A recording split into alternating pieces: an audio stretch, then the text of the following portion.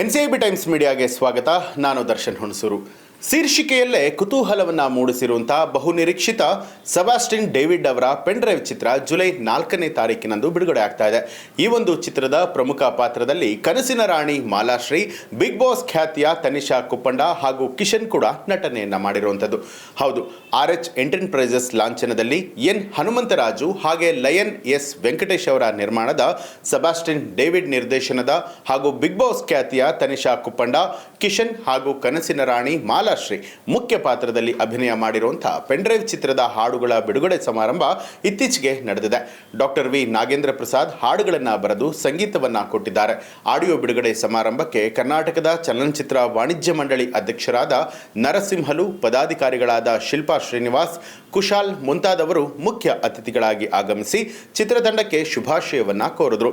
ನಂತರ ಚಿತ್ರತಂಡದ ಸದಸ್ಯರು ಮಾತನಾಡಿದ್ದಾರೆ. ಪೆನ್ ಡ್ರೈವ್ ಆರಂಭ ಆಗೋದಕ್ಕೆ ನಿರ್ಮಾಪಕ ಲಯನ್ ವೆಂಕಟೇಶ್ ಅವರು ಕಾರಣ. ಆನಂತರ ಹನುಮಂತರಾಜು ಅವರು ನಿರ್ಮಾಣಕ್ಕೆ ಸಾಥ್ ಕೊಟ್ಟರು. ನಿರ್ಮಾಪಕರು ಹಾಗೂ ಚಿತ್ರತಂಡದ ಸಹಕಾರದಿಂದಾಗಿ ಅಂದುಕೊಂಡ ಹಾಗೆ ಸಿನಿಮಾ ಮೂಡಿ ಬಂದಿದೆ. ವಿ ನಾಗೇಂದ್ರ ಪ್ರಸಾದ್ ಸಂಗೀತವನ್ನ ಕೊಟ್ಟಿರುವಂತಹ ಚಿತ್ರದ ಎಲ್ಲ ಹಾಡುಗಳು ಕೂಡ ತುಂಬಾನೇ ಚೆನ್ನಾಗಿದೆ. ನನ್ನ ಹಿಂದಿನ ಚಿತ್ರಗಳಲ್ಲೂ ಕೂಡ ಸಮಾಜಕ್ಕೆ ಉತ್ತಮವಾದ ಸಂದೇಶವನ್ನ ಕೊಡುವಂತಹ ಕಥಾಹಂದರ ಇತ್ತು. ಇದರಲ್ಲೂ ಕೂಡ ಜನರು ಅದನ್ನ ನಿರೀಕ್ಷೆ ಮಾಡಬಹುದು. ಪೆನ್ ಡ್ರೈವ್ ಕಳೆದ ವರ್ಷ ರಾಜ್ಯದಲ್ಲಿ ಸಾಕಷ್ಟು ಸದ್ದು ಮಾಡಿದಂತಹ ಪದ. ನಮ್ಮ ಚಿತ್ರಕ್ಕೆ ಈ ಶೀರ್ಷಿಕೆ ಇಟ್ಟ ಮೇಲೆ ಅನೇಕ ಅನಾಮಧೇಯ ಕರೆಗಳನ್ನು ಸ್ವೀಕರಿಸಿದ್ದೇವೆ. ಈ ಶೀರ್ಷಿಕೆ ಇಟ್ಟಿದ್ದು ಯಾಕೆ ಅನ್ನುವಂಥ ಪ್ರಶ್ನೆಗಳು ಸಾಕಷ್ಟು ಜನ ಕೇಳಿದ್ದಾರೆ. ಸಾಕಷ್ಟು ಅಡೆತಡೆಗಳನ್ನು ದಾಟಿ ನಮ್ಮ ಚಿತ್ರ ಜುಲೈ 4ರಂದು ರಾಜ್ಯದಾದ್ಯಂತ ಬಿಡುಗಡೆ ಆಗ್ತಾ ಇದೆ.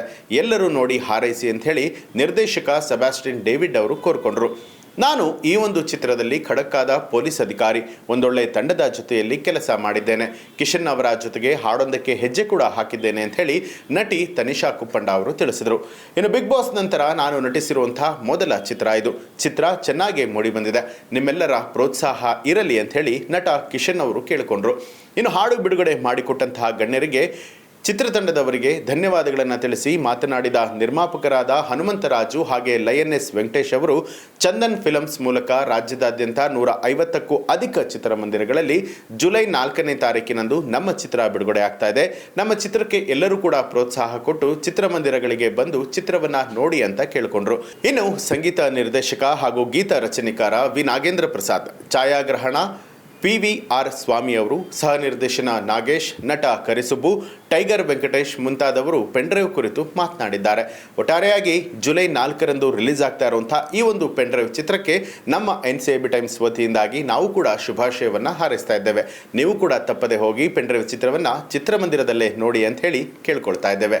ವೀಕ್ಷಕರ, ಈ ಒಂದು ಮಾಹಿತಿಗೆ ಸಂಬಂಧಪಟ್ಟ ಹಾಗೆ ನಿಮಗೆ ಏನು ಅನಿಸುತ್ತೆ ಅನ್ನೋದನ್ನು ಕಮೆಂಟ್ ಮಾಡಿ ತಿಳಿಸಿ. ಹಾಗೆ ನೀವಿನ್ನೂ ಕೂಡ ನಮ್ಮ ಚಾನಲನ್ನು ಸಬ್ಸ್ಕ್ರೈಬ್ ಮಾಡಿಲ್ಲ ಅನ್ನೋಂಥದ್ದಾದರೆ ಈಗಲೇ ಸಬ್ಸ್ಕ್ರೈಬ್ ಮಾಡಿ, ಬೆಲ್ ಐಕಾನ್ ಒತ್ತಿ.